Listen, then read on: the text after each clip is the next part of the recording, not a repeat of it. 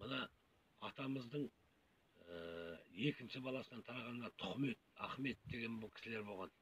Ол кісілер уже қазір қайтыс болып кетті, иманды болсын. Сол кісілерде қобыз болған, атаның қобызы.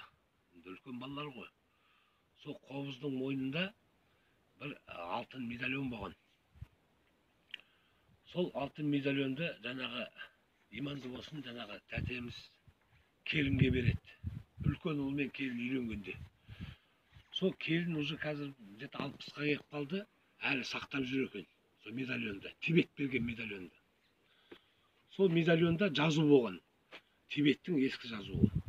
Содан ана келін іздейді ғой, мына не жазу екенін, оқу білетін адамды іздейді, кім оқу біледі, Тибеттің ескі жазуын деп.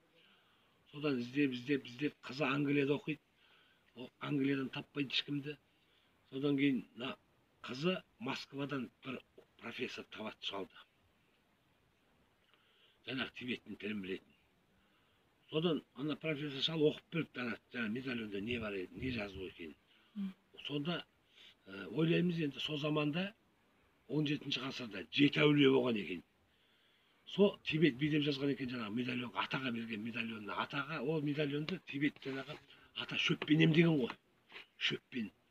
Мына шөппен атамыз сөйлескен екен. Мына шөппен, сен не шөпсің? Сен неге пайдаң бар? Дегенде шөп жауап береді екен жаңа кәдімгідей. Мен осындай шөппін, мен осындай ауруға еммін деген. Соның бәрін тибеттік медицина жазып алған екен, жазып таспаға түсіріп алған жаңағы неге, қағазға. Сол медальонға, атаға жазып берген медальонға Тибет билеп жазыпты. 7 әулиенің біреуі, шөптің тілін білген деп жазылған екен. Сол медальон әлі бар, сол келіннің қолында әлі ұстап жүр. Осында атаның басына келгенде дала келеді, көрсетеді. Сол медальонда жаңағы Тибеттің берген екен, жаңағы атаның шөппен емдегеніне таң қалып, жаңағы қалай әулие, 7 әулиенің біреуі шөптің тілін білген деп жазған екен.